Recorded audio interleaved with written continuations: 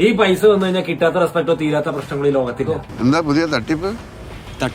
Care ഹോംസിലോട്ട് ആൾക്കാരെ recruit ചെയ്യുന്നതിന് വേണ്ടിയിട്ട് അവർക്ക് ജോലി വാഗ്ദാനം ചെയ്ത് 10,000 പൗണ്ട് അഥവാ 10 ലക്ഷം രൂപയാണ് അൻവിൻ കൈപ്പറ്റിക്കൊണ്ടിരുന്നത്.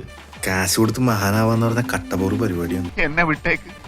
എന്റെ പൂർവ്വചരിത്രം ഇവിടെങ്ങാനും പറഞ്ഞാൽ അതോടെ എല്ലാം തീരും. ഇന്ന് ഞാൻ ശംഭു അയ്യരാണ്. മോഷണം, പിടിച്ചു പറയി തുടങ്ങിയ കലകളെല്ലാം ഞാൻ ഉപേക്ഷിച്ചു.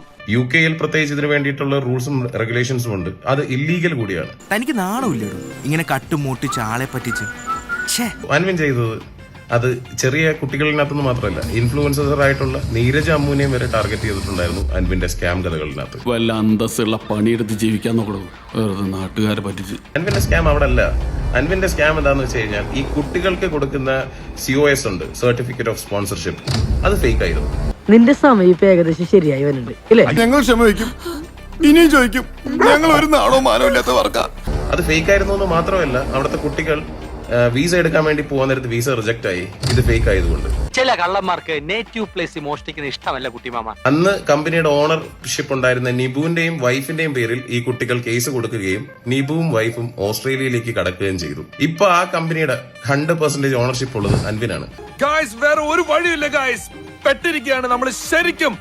അതിന്റെ അക്കൗണ്ട്സ് ഒന്നും അൻവിൻ പുട്ട് ഔട്ട് ചെയ്തിട്ടില്ല, ഗവൺമെന്റിലോട്ട് ചെയ്യത്തതുമില്ല. ജാനുവരി വരെ അൻവിന് അതിനു വേണ്ടിയിട്ടുള്ള സമയമുണ്ട്. അതിങ്ങനെ തള്ളി നീക്കിക്കൊണ്ടിരിക്കുകയാണ് നിലവിൽ UK അൻവിൻ. സാർ ഇത്രയും വലിയ ഉടായിപ്പായിരുന്ന കുറച്ച് ലക്ഷറി ആയിട്ടൊന്ന് ജീവിക്കാന്ന് കരുതി. ഓട്ടോസ്പാ എക്സ്പ്രസ് എന്ന് പറഞ്ഞിട്ട് അൻവിന്റെ പല ബ്രാഞ്ചുകൾ പല സ്ഥലത്തുള്ള കമ്പനി. എന്റെ വിജയത്തിന്റെ കഥ എങ്ങനെ പെട്ടെന്ന് പറഞ്ഞാൽ തീരില്ല.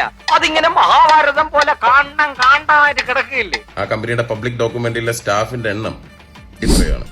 അൻവിൻ ഡിഫമേഷൻ കേസുമായിട്ട് വരണ്ട, ഇത് പബ്ലിക് റെക്കോർഡാണ്. ഇതേ എന്റെ വീടാ.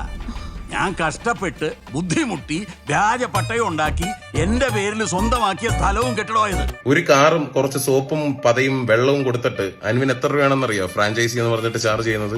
20,000 പൗണ്ട് അഥവാ 20 ലക്ഷം രൂപ.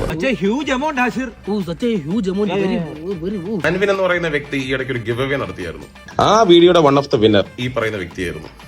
നമുക്ക് മറ്റൊരു വീഡിയോ കൂടെ കാണാം. ഇത്രയും ദിവസം ഞാൻ വീഡിയോ ആയിരിക്കാനുള്ള മെയിൻ റീസൺ ഇതായിരുന്നു. Hi, my name is Sujil Shani. One of the partners of... നീ നാറിയല്ല, നന്നാറിയാന്ന്. കിട്ടേണ്ടതൊക്കെ കിട്ടിയല്ലോ, സമാധാനമായല്ലോ. ഇനി സ്വസ്ഥമായിട്ട് വണ്ടി റോഡിൽ പോട്ടെ. ഈ ഒരു അവസ്ഥയിൽ എങ്ങോട്ടാണ് ഇവരുടെ ഒരു പോക്ക്? സബ്സ്ക്രൈബ് ചെയ്തിട്ട് വരാം.